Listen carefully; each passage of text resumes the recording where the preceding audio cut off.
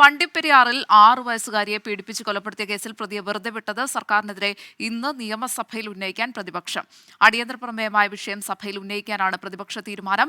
ആഭ്യന്തര വകുപ്പിന്റെ പരാജയമാണ് കോടതി പ്രതിയെ വെറുതെ വിടാൻ കാരണമായത് എന്നാണ് പ്രതിപക്ഷ ആരോപണം. വിചാരണ കോടതി വിധിക്കെതിരെ ഹൈക്കോടതിയിൽ അപ്പീൽ സമർപ്പിച്ചിട്ടുണ്ട് എന്ന വാദമുയർത്തിയാകും ഭരണപക്ഷത്തിന്റെ പ്രതിരോധം. ഷഫീദ് റാവുത്തർ തിരുവനന്തപുരത്ത് നിന്ന് വാർത്തയുടെ വിശദാംശങ്ങളുമായി ചേരുകയാണ്. ഷഫീദ്, ഈ വണ്ടിപ്പെരിയാറിൽ 6 വയസ്സുകാരിയെ പീഡിപ്പിച്ച് കൊലപ്പെടുത്തിയ കേസിൽ പ്രതിയെ വെറുതെ വിട്ടത് സർക്കാരിനെതിരെ പ്രതിപക്ഷം ഉന്നയിക്കുകയാണ്. സർക്കാർ എന്ത് പറഞ്ഞ് പ്രതിരോധിക്കാനാണ് നീങ്ങുന്നത്?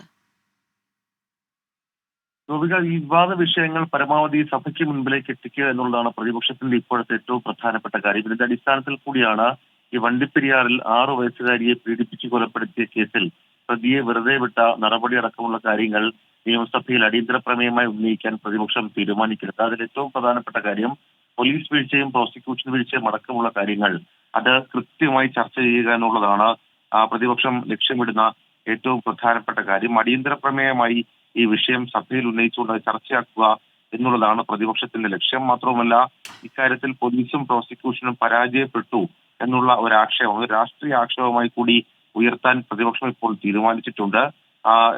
സർക്കാരിനെ സംബന്ധിച്ചാകട്ടെ, സർക്കാർ ഇക്കാര്യത്തിൽ പറയാൻ പോകുന്നത് അങ്ങനെ ഒരു വിധി വന്നതിന് ശേഷം വളരെ പെട്ടെന്ന് തന്നെ വിചാരണ കോടതി വിധിക്കെതിരെ ഹൈക്കോടതിയിൽ അപ്പീൽ സമർപ്പിക്കാനുള്ള നടപടികൾ സർക്കാർ സ്വീകരിച്ചു.